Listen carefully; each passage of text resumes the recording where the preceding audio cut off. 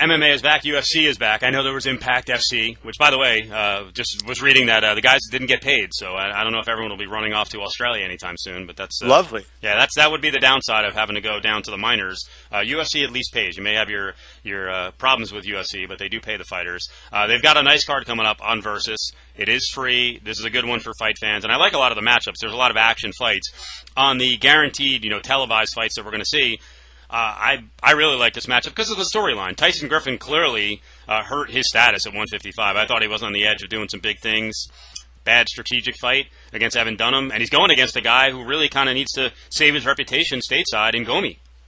Yeah, Tyson Griffin was one of those guys, Steve, I think that, he wasn't in line for a title shot, but he was a guy that you could see, with a couple more wins, getting there. Gray Maynard's kind of moved to the verge, Gray Maynard, his teammate. And so, I think I could have seen Tyson follow in that, same type of progression, another couple big wins and getting himself there. And, Griffin's been an exciting fighter for the most part throughout his UFC career, done a lot of good things. I think a lot of people underestimated Evan Dunham, and this guy is somebody to watch in that division, a very good fighter. And, I thought did a terrific job against Tyson. Tyson was kind of lackluster at it, let's be honest. I was very surprised at Tyson's performance. I picked Tyson to win, although I told everybody that, hey, this is a really, really hard fight, and if I'm picking Tyson to win, it's 50.1 to 49.9. That it was so little to choose between them. But maybe I was wrong. Maybe it was 55-45 because Dunham looked that good.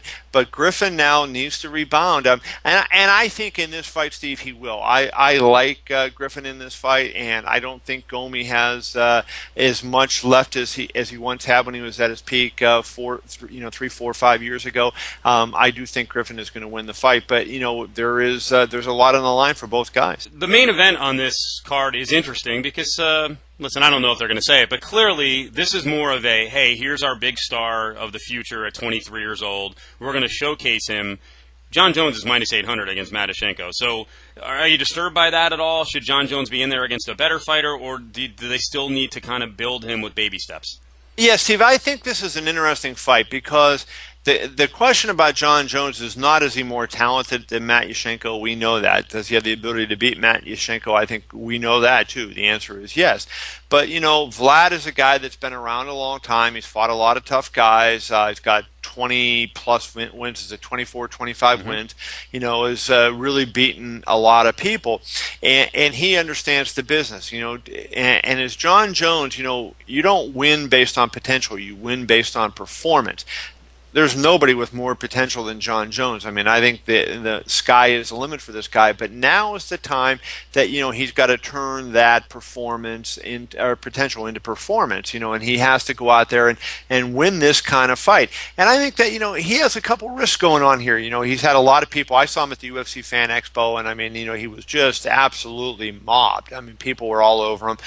His brother got drafted into the NFL. Does he have a big head? I wrote my column about that, talked to Rashad Evans, talked to Dana White, talked to a couple other people about, is Jon Jones' head squarely on? I think it is. I think, he's a special kid, and I think that, he's the kind of guy that has the ability to set a new standard in MMA if he hits all the benchmarks and does everything right. But certainly there's questions out there about him, and, it's no guarantee that he's going to get it done.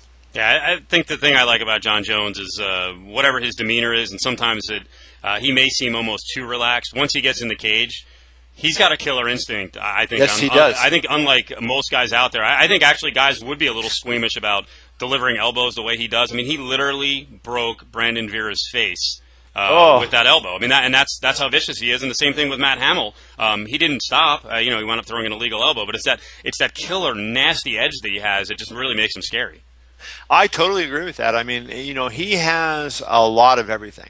But that killer instinct is something that really serves him well. And I was talking earlier about the need to improve, but look at what this kid has done. He came into the UFC with really very little MMA background.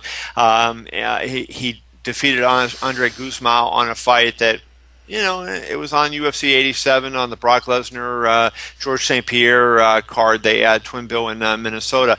And, did he look great? No, I don't think anybody that day pegged him for stardom. But, he got better and better and better every single fight. And you can darn well believe now that, people were pegging him for stardom. And the question for him is not does he have the talent or the ability to do it. It's can he handle all the stuff that go with being a top-level star and still perform, still train, still keep his eye on the prize? And that's the question, not ability.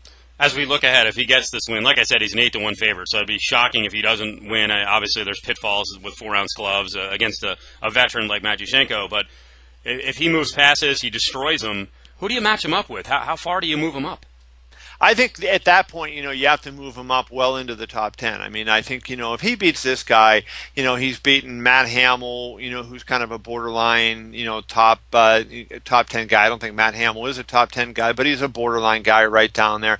You come back and you beat a veteran like Matyushenko, who doesn't have your talent, but, has a lot of the tricks, has been around. I think you put him in there with, some of the best 205ers in the world. I mean, I think a fight with Bader makes sense. I think that's, that would be a fight that two young guys with good records and a lot of promise.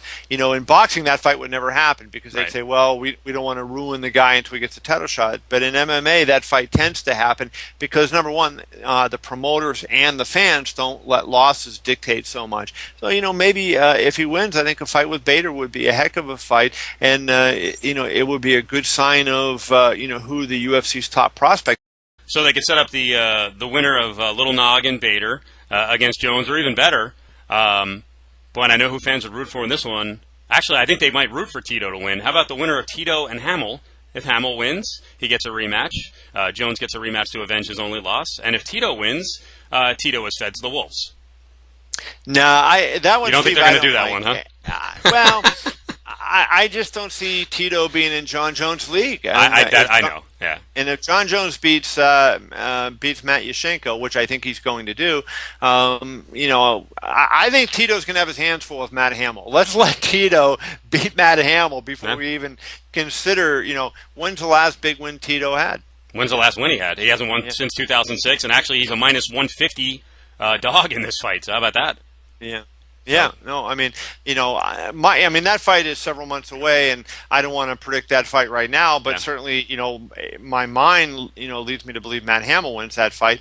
So I don't even, I think, hey, if Nog beats Bader, okay, then put him in with Nog. But I think if Bader wins, that's a heck of a fight right there. The winner of that fight against Johnny Jones, great. Good deal. We're looking forward to it. All the coverage will be up this weekend, Sunday and Monday, with the fight coverage at night and the wrap-up. Thanks, Kev.